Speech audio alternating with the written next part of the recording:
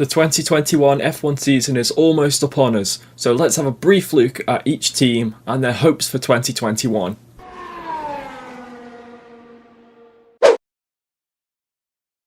Williams have finished bottom of the Constructors' Championship for the last 3 seasons, and last season finished with no points for the first time in their history. With the regulations not changing too much in 2021, the team are realistic about their expectations and don't believe that they will be consistently fighting for points in every race. Williams were the only team to make visible time gains in testing, as their fastest time of a 1:31.17, set by George Russell, was a full 1.1 seconds faster than their fastest qualifying lap at the 2020 Bahrain Grand Prix, the only car to post a faster time compared to that qualifying session. The team on track remains the same, with Canadian Nicholas Latifi returning for a second season and the ever-improving Mercedes junior George Russell driving for a third. Simon Roberts, who became interim team principal after the Williams family stepped aside, now takes on the role full-time. The team are hoping for a rise up the grid in the coming years, but can they make more steps in 2021? It's all change at Haas for 2021. After having Romain Grosjean and Kevin Magnussen as their drivers for the last 4 seasons, Haas have gone in a different direction by signing 2 rookies in the form of F2 champion Mick Schumacher and Russian Nikita Mazepin. And with 2 new drivers also comes new sponsorship, with Uralkali, part owned by Mazepin's father Dmitry Mazepin, becomes title sponsor and brings a much needed cash boost for the smallest team on the grid. Gunter Steiner remains as team principal and has said that getting a point or 2 would be a fantastic result for the American outfit this season, after they confirmed that they won't be developing their car at all, instead deciding to put full focus on developing their car for 2022 and the new regulations. Alfa Romeo had a pretty consistent test in Bahrain, with Kimi Räikkönen the most experienced driver on the grid and young Italian Antonio Giovinazzi each staying on for a 3rd season at the Swiss outfit. The team are hoping for improvement this year after languishing mostly at the back of the grid in 2020.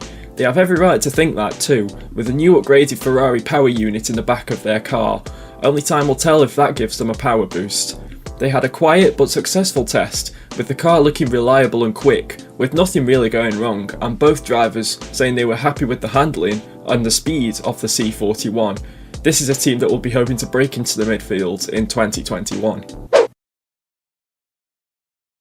AlphaTauri head into 2021 with a lot of promise. They retained race winner Pierre Gasly and have called up Red Bull and Honda junior driver and the F2 2020 Rookie of the Year Yuki Tsunoda alongside, with Honda bringing forward their upgraded 2022 spec power unit to 2021.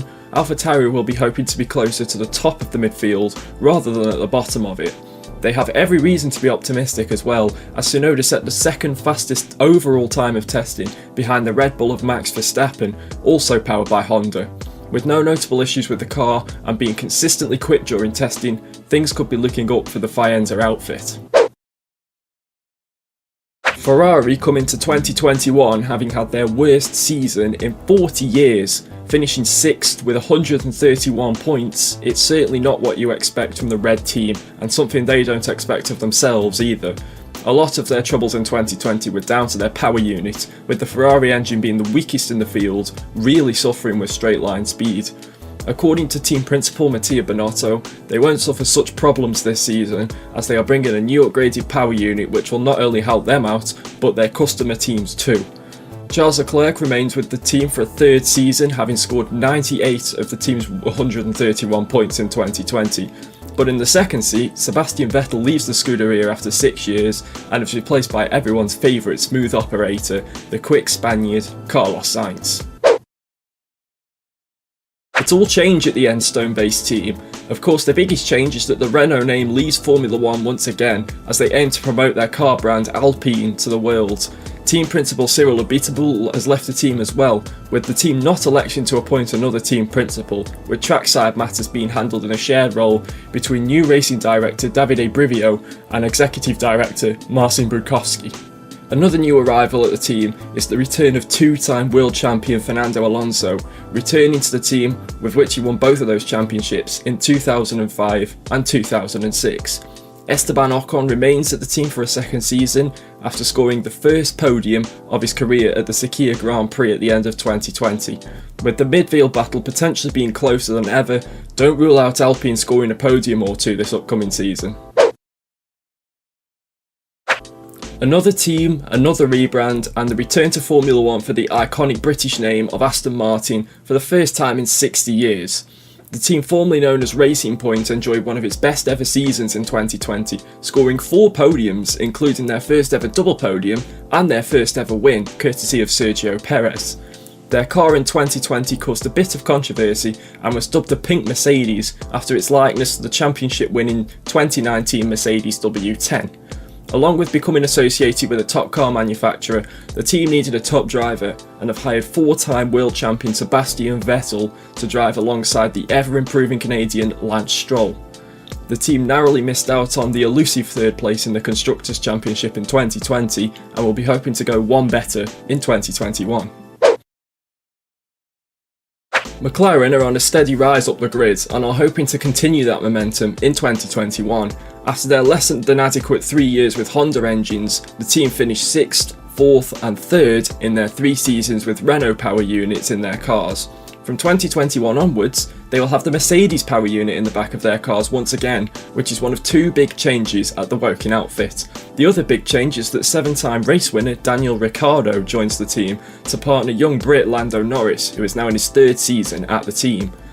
McLaren have headed the midfield for the last 2 years and now look towards potentially closing the gap to the leading teams. The rest of the team remains largely unchanged, with Zak Brown as CEO and Andreas Seidel as team principal, proving to be a great leadership team during their resurgence. Red Bull have spent the turbo hybrid era playing catch up to Mercedes, and in some seasons Ferrari too.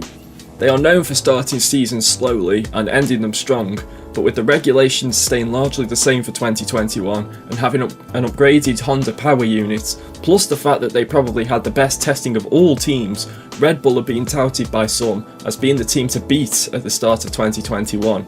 Another thing they have struggled with in the last couple of years is getting their second driver up to speed with Max Verstappen. After Daniel Ricciardo left the team in 2018, Pierre Gasly and Alex Albon have not been able to stay up to speed with the other frontrunners, and that has forced Red Bull to recruit from outside their driver programme for the first time since 2006, with Sergio Perez joining the team from Racing Point, fresh off the back of his first win in Formula 1, which was 10 seasons in the making.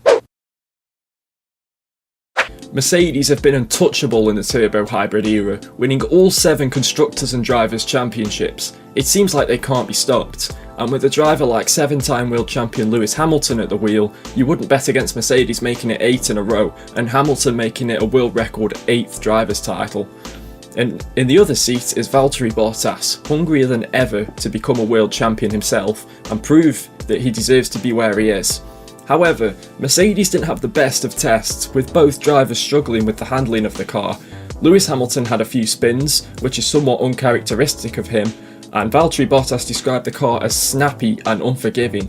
Whilst Mercedes found a hair in the soup, according to team boss Toto Wolff, I'm sure that they'll still be one of the dominant cars this upcoming season.